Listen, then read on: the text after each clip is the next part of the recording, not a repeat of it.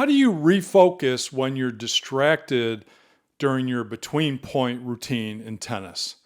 Hi, I'm Dr. Patrick Cohn, a mental performance coach at peaksports.com.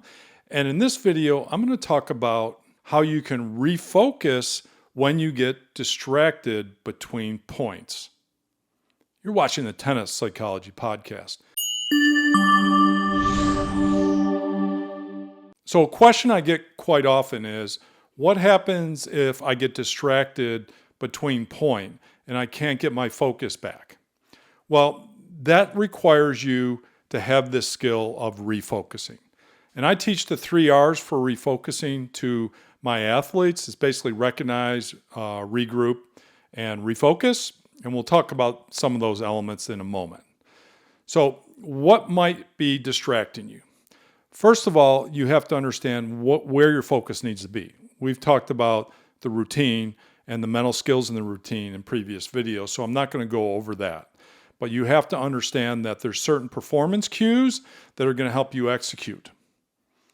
And then there's a whole nother set of distractions that aren't going to help you. Typical distractions would be bringing in the last point into the next point, in other words, dwelling. External distractions around you, like who's in the stands, maybe friends, parents saying something, a coach saying something in the stands, people walking around the court that catches your eye. Maybe you don't like the wind or the conditions of the court. All of those can be distractions too. We call those the external distractions. In addition, you might be thinking ahead. Oh, well, it's deuce. If I don't win this game, I'm going to drop this set. So we call that outcome thinking. Or you might be thinking about the score line, thinking too far ahead about, oh, well, I don't want to lose, 6-1, 6-1 to this player I beat last time.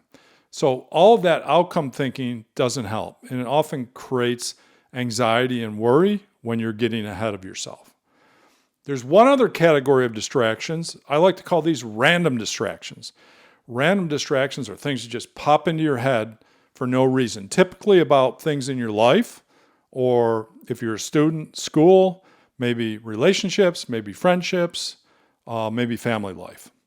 Things that are important to you just come into your head between points, and that's very natural.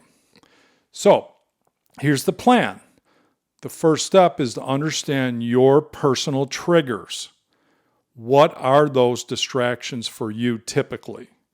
Do you get ahead of yourself? Do you have more random distractions? Do you dwell more on the past and get caught there? Make a list of your top triggers. Those are the things that you think about the most between points that have no relevance on executing the next point. The next step is, once you have that, you want some type of refocus statement. I call it the interrupt. First, you have the recognize that you're not focused. Second step is regroup. That's simply you're going to interrupt yourself and say, stop, that's not important. Stop, that's over. That's in the past. Or that's not important right now. Then the most important R is the refocus. Here's where you want to be very specific about what you refocus on. Let's refocus on planning my serve right now. Let's refocus on my ball bounce right now.